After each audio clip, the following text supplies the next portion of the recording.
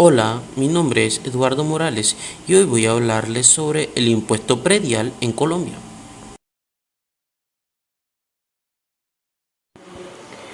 Bienvenidos a este análisis sobre el impuesto predial universal y su origen. ¿Se han preguntado alguna vez cuándo y dónde comenzó este impuesto que afecta a propietarios en todo el mundo? La historia nos lleva de vuelta a la antigua Roma. Sí, en la Roma imperial encontramos los primeros vestigios de un impuesto sobre la propiedad similar al impuesto predial que conocemos hoy. Los romanos grababan la propiedad raíz para financiar proyectos de infraestructura y el mantenimiento de la ciudad. Este impuesto no era universal como lo conocemos ahora, pero sentó las bases para el concepto que evolucionaría con el tiempo. Avanzamos en el tiempo hasta la Edad Media, Renacimiento, donde algunas ciudades europeas comenzaron a implementar sistemas impositivos sobre la tierra. Estos gravámenes eran variados y se aplicaban a diferentes maneras. A medida que las sociedades evolucionaron, el impuesto predial se extendió por todo el mundo, adaptándose a las necesidades económicas y gubernamentales de cada lugar. Hoy en día, el impuesto predial es una parte fundamental de las finanzas municipales. Y la idea de que un impuesto predial universal ha sido un tema de debate planteado sobre la equidad, la simplicidad en la tributación de la propiedad. ¿Qué significa impuesto predial universal? Imaginen un sistema donde todas las propiedades, independientemente de su valor u ubicación, contribuyen con la misma tasa. ¿Simplificaría la administración o generaría desafíos en términos de equidad? En conclusión, el impuesto predial universal tiene sus raíces históricas y profundas, y su evolución sigue siendo un tema candente en las discusiones fiscales. ¿Qué opinan ustedes? ¿Simplicidad o equidad? Gracias por acompañarnos en este viaje a través del tiempo. Hola, mi nombre es Andrea Rubiano y vengo a hablarles del origen del impuesto predial en Colombia. El origen de los impuestos en Colombia se encuentra antes de la conquista, en donde las culturas indígenas que debían pagar una especie de tributo a sus caciques de acuerdo a lo que producían. Eso significa que parte de cultivos como papa, yuca o maíz debían ser entregados a los líderes indígenas. Los conquistadores también contribuyeron a la formación de un sistema tributario con la firma de capitulaciones, un contrato entre Cristóbal Colón y la corona española, en el que se establecieron las partes que le corresponderían a Colón y a la colonia sobre lo conseguido en los viajes. Por eso, impusieron a los indígenas unos tributos representados en metales y cultivos. Pero en Colombia, solo hasta 1887, gracias a la Ley 48, se establece el impuesto predial, que en pocas palabras se autorizaba a los gobiernos departamentales la creación y recaudo de un impuesto sobre el territorio, destinando una porción a los municipios. Pasó el tiempo hasta que llegó 1951 y el decreto legislativo 2185 le asignó a este impuesto un carácter municipal o local. Esta idea tomó fuerza con la Constitución Política del 91, que en el artículo 317 reitera la autonomía de las autoridades locales para disponer del predial. La reglamentación actual sobre el impuesto predial es dictada por la Ley 44 de 1990. En esta normativa se establece que la base gravable del impuesto la constituye el avalúo catastral, así como también que las tarifas deben ser diferenciales y progresivas con base en los estratos socioeconómicos, los usos del suelo en el sector urbano, la antigüedad de la formación o actualización catastral, entre otros factores. Un saludo muy especial en el día de hoy. Mi nombre es Laura Ebrat y quiero compartir contigo un poco de qué es el Plan de Ordenamiento Territorial, de cuáles son sus relaciones con el impuesto predial, el tema a tratar el día de hoy, y cuáles son las sanciones al no pagar el ordenamiento territorial. Es el instrumento básico definido en la Ley 388 para que los municipios y distritos del país planifiquen el ordenamiento del territorio. El Plan de Ordenamiento Territorial Municipal y distrital es un instrumento técnico y normativo que comprende un conjunto de objetivos, directrices, políticas, estrategias, metas, programas, actuaciones y normas destinadas a orientar y administrar el desarrollo físico del territorio y la utilización del suelo en el ejercicio de la función pública. Es fundamental para los municipios y distritos, en la medida que, bajo un enfoque territorial, determina la planificación económica, social, ambiental e institucional prevista en el plan de desarrollo, racionalizando las intervenciones sobre el territorio y orientando su desarrollo y aprovechamiento sostenible. Es importante la clasificación del territorio en suelo urbano, rural y de expansión urbana con la correspondiente fijación del perímetro del suelo urbano. Así las cosas, entre sus procedimientos es necesario solicitar la información catastral del municipio al Instituto Geográfico Agustín Codazzi o la entidad que haga sus veces, pues es importante crear las medidas necesarias que primero permitirán prevenir, mitigar o evitar los conflictos por la tierra o los territorios. Segundo, hacer una clasificación del suelo más informada sobre el área rural.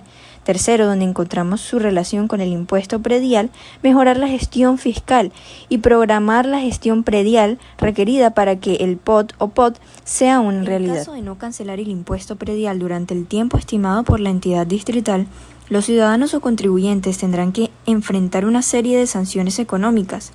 La multa por extemporaneidad es del 1.5% por mes o fracción del mes calendario retardo sobre el valor del impuesto a cargo.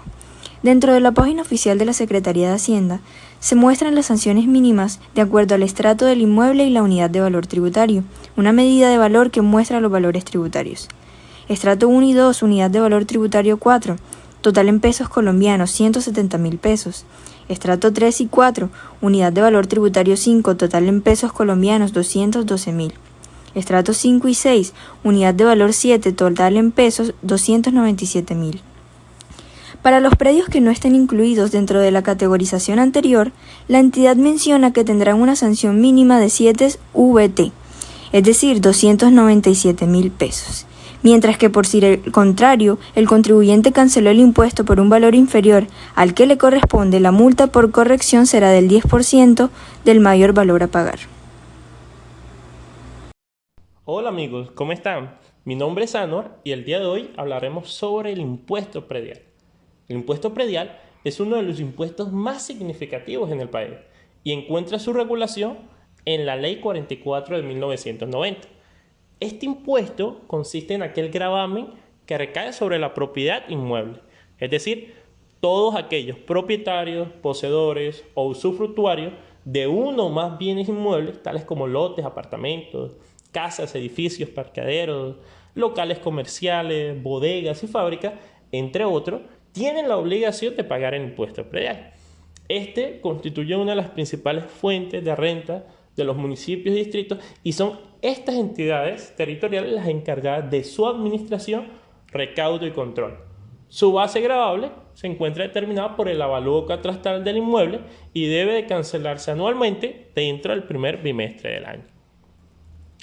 El impuesto al alumbrado público hace referencia al impuesto que pagan todos los ciudadanos para financiar la iluminación de parques y demás espacios públicos de libre circulación, con el objeto de garantizar, de cierta forma, la visibilidad de las zonas peatonales y vehiculares.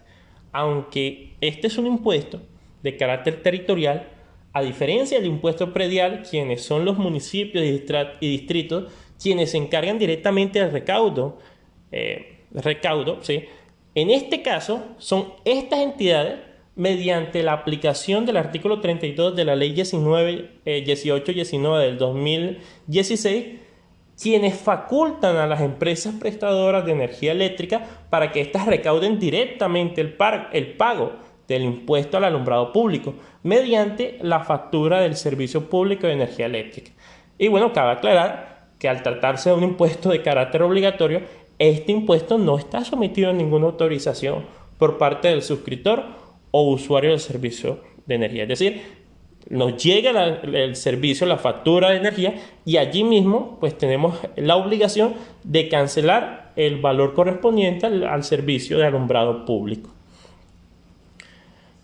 En cuanto a la competitividad tributaria, digamos que en materia tributaria la competitividad es un fenómeno, o la competitividad tributaria es un fenómeno muy interesante que se ve reflejado en la competitividad que tienen determinados municipios para atraer o trasladar mayor inversión en materia de inmuebles y predios mediante la tasación diferencial de los impuestos como el impuesto predial.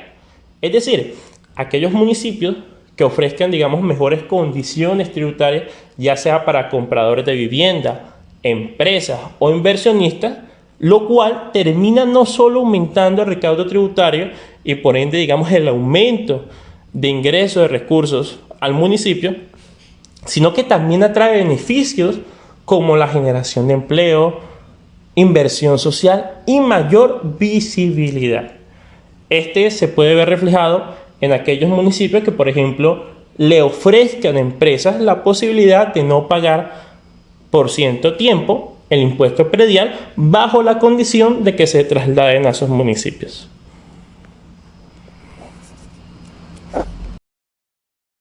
Hola, mi nombre es Jennifer Gómez y hoy quiero hablarles de los bienes que están gravados por el impuesto predial. En Colombia, la legislación y la jurisprudencia han establecido ciertas exclusiones para el impuesto predial. Aunque la normativa general se centra en la tributación de bienes inmuebles, existen excepciones y exclusiones específicas que varían en función de ciertas circunstancias. Algunos ejemplos de bienes excluidos del impuesto predial son los bienes de uso público, que son aquellos inmuebles destinados para el uso público como parques, plazas, zonas verdes, carreteras, entre otros, y suelen estar exentos del pago del impuesto predial. También los bienes de entidades sin ánimo de lucro. En algunos casos, propiedades de entidades sin ánimo de lucro como instituciones educativas, religiosas o de beneficencia pueden estar exentas del impuesto predial.